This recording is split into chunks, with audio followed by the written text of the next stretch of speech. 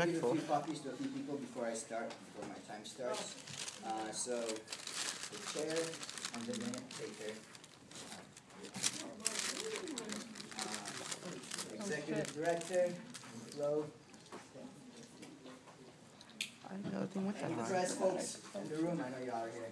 Make sure that when you quote directly from this, and you're not misquoting me, so. Those purposes. I have a few photographs someone wants some. That one, y'all? Yeah, sure, Mario. I raised my hand first. I'll send it to the exec senate listserv, so. Is it here, Senate?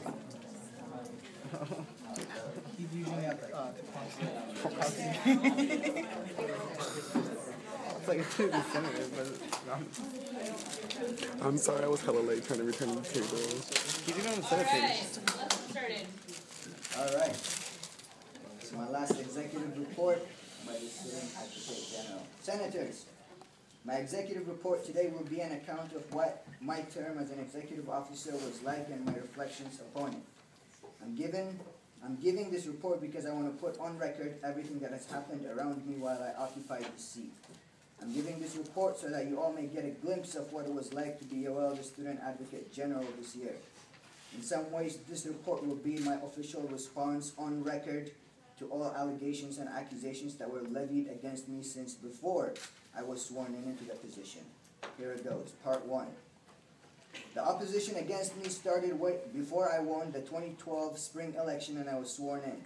During campaigning last year, around this time, the AS Elections Committee called me in to have a conversation with them because they received an unprecedented amount of complaints about me and allegations of violations that I supposedly committed.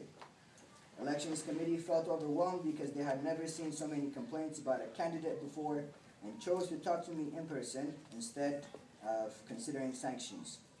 My belief is that it was clear to them that I was being specifically targeted by certain individuals who ran with OPP, and that is why they asked me to come in and talk with them instead of giving me sanctions. I came to find out later that Jonathan Aboud, who ran with OPP last year, was one of the main people sending in several complaints about me. After being sworn in exactly 1 year ago today, I received minimal cooperation and support transitioning from the sitting student advocate. Some of his staff members were far more helpful and receptive about my ideas and what I wanted to do with what then became my office. Some of the staff members were graduating seniors, others were not, but the entire office left without transitioning me fully. Additionally, after telling me he was willing to roll over the funds he had left in his account, I found out that the previous Advocate General did not put in the form in time. When he came to request the current Senate,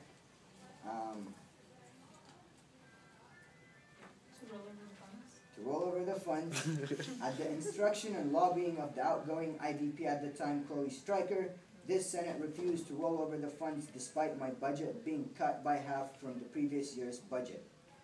I was unable to get a hold of any of the staff members during the summer when I tried to reach out about some casework I was handling. Yes, I was doing cases during the summer. Despite all of these obstacles, my office thrived. I started my office from scratch and hired a full staff of 16 competent people with no prior experience in the office but with strong qualifications and passion. My staff members are, as I have said before, the best staff in the entire association. I say that because despite the amount of scrutiny and short-sighted obstacles that were being put in our way, we thrived.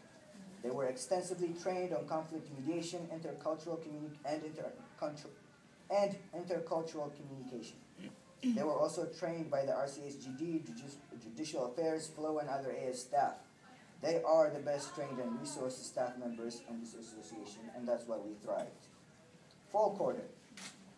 Going into fall quarter, I hoped that the partisanship and childish behavior of the people who had issues with me would stop and that we would finally put our minds together to work for the students who elected us. I was in for quite a surprise. At the first Senate meeting of fall quarter and my first exec report of the year, some of you may recall, I gave a 45-second statement and was then questioned for damn near 2 hours about my personal political beliefs in what seemed like a well-coordinated attack plan by some senators who had run with OPP. I could be wrong, but that's what it looked like to me. Although Although the questions were irrelevant and stupid and had nothing to do with my position as the Student Advocate General, they were reflective of the kind of targeted and differential treatment I have been receiving all along. If you recall, after trying with some of you for 2 hours, and upon realizing that you were not trying to reason with me, you all got cussed out for wasting my time with such stupidity. Unfortunately, the following 3 exec reports essentially ended up in similar ways, which is when I decided that it was a fruitless effort on my part to report to you as the Senate. A few weeks later, I received this message anonymously on November 1st of 2012. The content of this message is as follows, and I quote, this is an anonymous message I received on November 1st, 2012. I quote, "All right, Yoel, first things first, delete this message immediately after you read it." Now my words, this is word for word. "It's extremely important that you do this and forget my name immediately after reading. Do not mention my name at all to anyone. No one in your office, no one anywhere is to know that I sent you this message." The emphasis is where he writes in capital letters. "I'm messaging you this to tell you because I hate underhanded, backstabbing, two-faced bullshitters, and there's a lot of them around you. You're about to be brought up on charges in your school for neglecting the duties of your office as SAG. 3 separate charges I've heard so far. I've heard you're unaware of this. People are literally recording every single thing you say that seems like it's not impartial and things that seem radical. They're gathering evidence against you. Delete every Facebook post that is not impartial. Delete or remove anything that isn't impartial or contributing to OSA. I know for a fact that these people are against you. Christian Whitaker, John Aboud, Harrison Weber, and Kelsey Lagat." Kelsey happens to be one of my staff members. "I would minimize the amount of," and Harrison's the former AS president, in case you didn't know. "I would minimize the amount of people I spoke to about your case. If you absolutely have to tell someone that someone told you about this, tell them it's someone random. Never mention my name. These people are like a secret group and they communicate regularly. Watch your words and cover your tracks. They're also taking screenshots and prints of your comments and posts. Pooja is also against you, along with the Attorney General." End quote. So then I asked the person, "Why are you doing this? Why are you telling me? Why do you care about me? And why would the 2 staff members, Kelsey and Pooja, what would they get out of it?" His response, I quote, "To answer your first, Kelsey hopes to get SAG if you're removed. She wants credit for what she perceives as hard effort. Pooja, as far as I know, is gathering information in order to help the cases against you. I haven't been told the specifics, and I believe I've already answered your last question. Kelsey is liked by Pooja, so I'm assuming they're trying to put a friend on their throne, so to speak. I don't know if what I'm telling you will help, but you have one of those behind-the-scenes secret groups against you, like the Scholars of Yale. If you have any connections or favors to call in, I would be calling them in. These guys are going for your neck on this one. Also, Kelsey does have Harrison and the gang backing her, trying to get her to the position. Be extremely careful with who you trust. They're being very cloak and dagger. You may want to check in on the rules on who takes over. They've been saying something about a special election. But either way, stay very politically correct, calm, cool, collected, and because the people plotting against you are being very Brutus versus Caesar-esque, if you know what I mean. I did not know. I'll try to keep you updated. Someone named Chloe also seems to be against you in this matter. All I've heard since before so far. Nate Walter also knows about your charge now, and the Attorney General is still trying to gather evidence. OPP, Open People's Party, question mark, is trying to get you out. End quote. A few weeks later, these are my words, a few weeks later, after I received this information, the AS Attorney General approached me with questions he had about my position and what I was doing. The Attorney General was seriously being bombarded with screenshots of my Facebook statuses and pictures of me at different places on this campus, as well as things that were only discussed during my staff meeting, which is supposed to remain confidential. I was sorry to know that the Attorney General had to deal with all of these complaints and nonsense from people who had a personal vendetta against me, but we're trying to veil their vendetta through alleged violations of legal code on my part. I saw with my own 2 eyes the emails Jonathan Aboud sent to the Attorney General with subject lines such as, I quote, "Here's the information you need to impeach Yoel," end quote, and pictures of me at different places on this campus. People who smiled to my face but did not have the courage, dignity, or integrity to confront me about these sent the complaints. The little piece of information they seemed to have missed was that one can only impeach an executive officer by 2/3 of the voting population, and that was clearly going to fail miserably. This is why they resorted to such slimy and unfortunate tactics to come after me, all to no avail. Winter quarter. I spent an extensive amount of time during winter quarter carrying out the true mission of my office, which was to really advocate on behalf of students and student groups in challenging university policies and priorities. As a result of the significant amount of work and time we put in, we were able to get some really great results and leave a lasting legacy. Spring quarter, on divestment and what followed. The elapsed time since the resolution to divest from companies that profit from apartheid was introduced has been an interesting time, to say the least, for me as the student advocate. During public forum, I spoke to the Senate about my opinions regarding the issue as a student, not as an executive officer, as is my right to do so. During my executive report, I clarified what the resolution meant and what it was asking the senators to do. I did not take a position on the resolution as an executive officer because I'd like to maintain my office as a safe space for all students. However, during my executive report, I was asked several inappropriate questions that had absolutely nothing to do with the resolution or what I had just said. The worst of the questions was asked, quote, "Given the genocides that are happening in Eritrea, Ethiopia, and Sudan, and the fact that Israel is giving them asylum, do you think the Palestinians are doing the same?" End quote. Someone who was against the resolution asked me this question. Not only did this question assume grossly incorrect information and had absolutely nothing to do with the resolution or anything I said, it was also clearly targeted. This question represents one of the many clear examples of racial profiling that happened during that night. I was asked a question that profiled me based on my identity. Since then, I have been subject to more scrutiny and surveillance. Furthermore, a few days after the resolution was voted on by the Senate, I got the following email from Rabbi Evan Goodman in response to a friendly email I had sent him a few days before, offering to co-sponsor events Jewish students may have regarding the resolution or the conflict. His response reads as follows, quote, after he said he would consider the offer, he added this following line, quote, "We will be following up on taking appropriate action regarding the anti-Semitic statements you made in your extensive speech during the Senate meeting this week. We look forward to being in touch at a later date." This email the rabbi sent to me. In this particular email, the Chancellor Henry Yang, Vice Chancellor Michael Young, Dean Debbie Fleming, and Dean Katya Armstead were CC'd.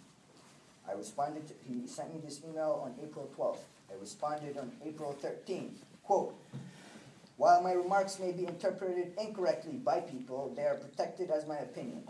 The same cannot be said, however, about your false accusations against me for making anti-Semitic statements, which were made to several people as statements of fact, i.e. our Chancellor, Vice Chancellor, etc. The law protects me from libelous statements like that which were made for the purpose of exposing me to hatred or contempt, or to cause me to be shunned or avoided, or which may injure my professional reputation. I am currently consulting with legal counsel about my options for recourse for any harm I may suffer as a result of your public allegations. Please stop making any further allegations against me regarding anti-Semitic statements. I hope that we can resolve the misunderstanding and you will elect to retract your allegations against me and state your retraction to others CC'd on your email." End quote. That was my response to the rabbi. My words again. He has yet to respond to that email or retract his egregiously false allegations against me. I am curious as to why the rabbi chose to target and harass me. What accounts for the targeted and differential treatment of me by the rabbi? Given that the content of my speech was quite similar to at least 100 people who spoke during public forum, it's interesting that the rabbi chose to come after me and nobody else, at least to the extent that he did. I believe race was a big factor in his treatment of me. I could be incorrect, but I have heard of no one else being targeted by the rabbi. I am an African man, a black man. I say that because the rabbi knows nothing about me aside from what I look like and what I said during public forum and my exec report. And if what I said was the issue, then logic would dictate that he would also come after everyone who spoke up during public forum in the way he came after me. But he did not. Therefore, the only thing that separates me from most people who spoke up when it came to this matter is my race. It is unfortunate that a religious leader who is supposed to teach all of us how to treat each other with respect and integrity chose to engage in such inappropriate actions against a student. Such vicious actions against any student by a non-student and a supposed leader should have no place on this campus. As a matter of fact, anybody who is not a student should not interfere on issues that are within the student's rights to determine and deliberate. A few weeks later, when a different resolution about the same issue was introduced to the Senate and was taken off the agenda, people who supported the resolution, including some of the senators, left the meeting and went outside. The two student sponsors of the resolution, Katlin Abuata and Hani Tajsar, and myself had an incident with a non-student.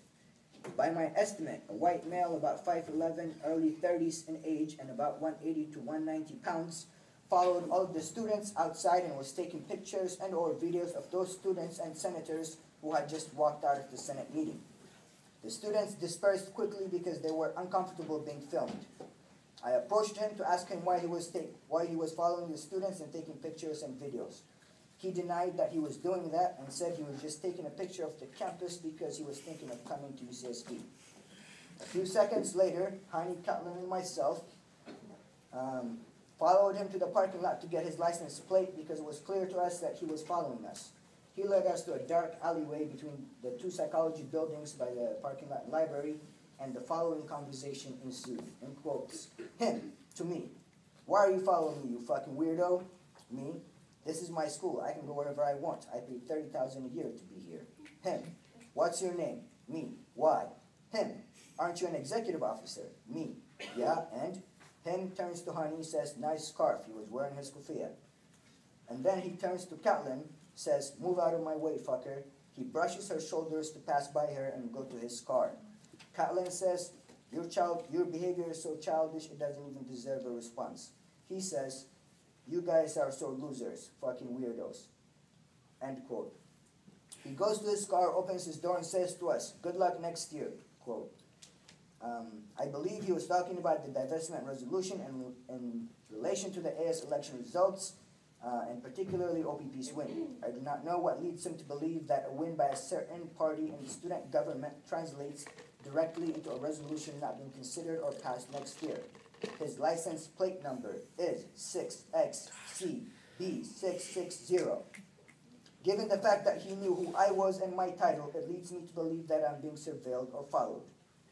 On the topic of OPP's win and the strange man's comment of good luck next year, it is worth noting that the rabbi posted on his Facebook status the following statement the night of AS election results. Quote, so proud of our UCSB students who ran for student government, got out the vote and succeeded tonight with 100% clean sweep by OPP candidates, exclamation mark.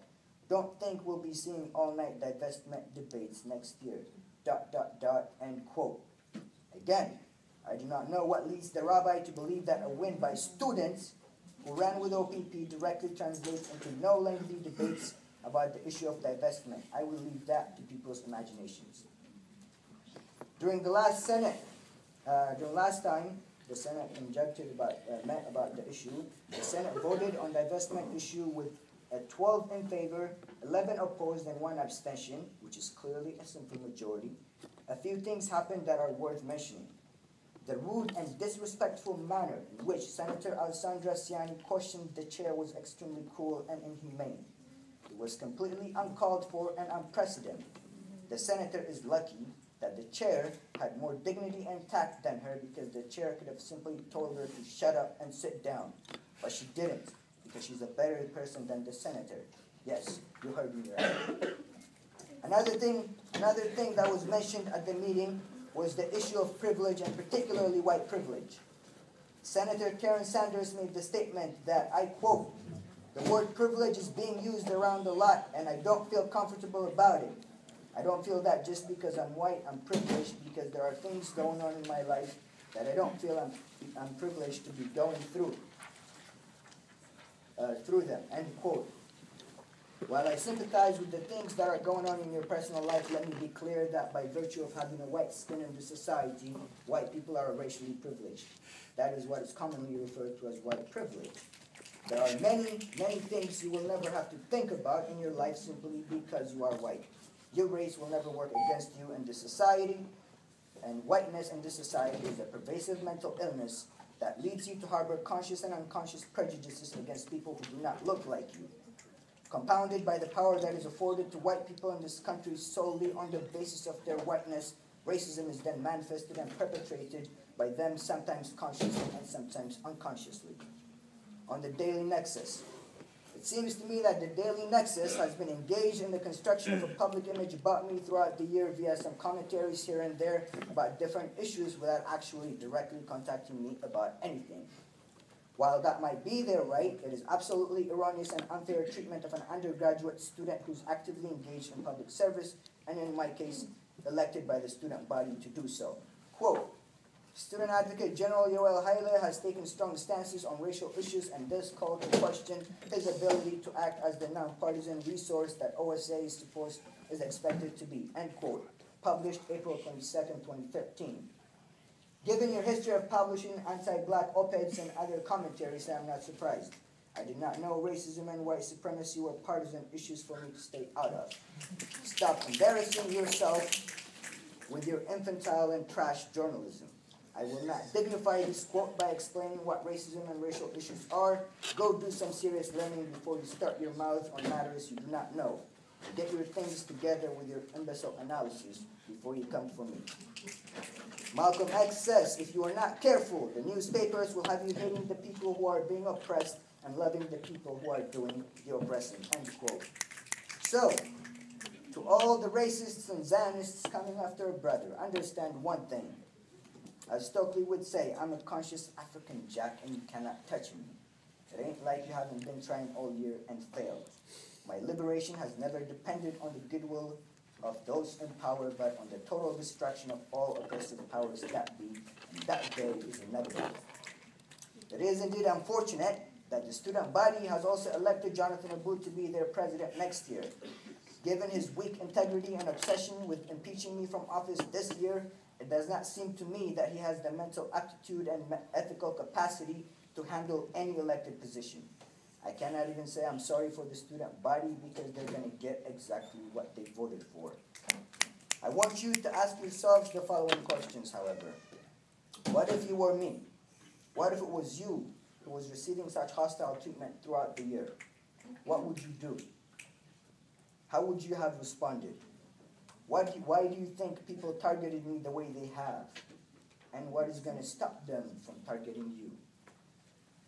This is the price I, as a black man, as an African man, had to pay for simply being elected by the students. Does this seem like a fair price to pay for any student to you? These are the questions for all of us to reflect on as we move on forward with our careers and future affairs. Despite everything that has happened and the kind of unprecedented scrutiny I was under the whole year, my office has been able to achieve remarkable feats during our term. We helped and counseled hundreds of students regarding many issues they were struggling with, ranging from being kicked out of school, cancellation of housing contracts, family problems, and targeted treatment by police, and much more. We averaged about 3 cases a week on top of the regular counseling we offered to many students and parents on a daily basis. We mediated tensions between students and student leaders. In collaboration with other students, we organized the walkout teaching that happened in the fall and an impactful open mic night during spring quarter. In service of black students on this campus, we acted as the vehicle through which the legitimate and imperative demands of the Black Student Union were presented to Chancellor Yang and have secured promises for institutional changes on this campus that will better this university for all students. In conclusion, I would like to thank certain people who were my main support systems in this association and without whom this year would have been much more difficult than it was. I am grateful to my Chief of Staff, Kashara Ayers, who was my right-hand woman, and helped me turn this office around into an amazing and diverse group of people who are set on changing this campus for the better.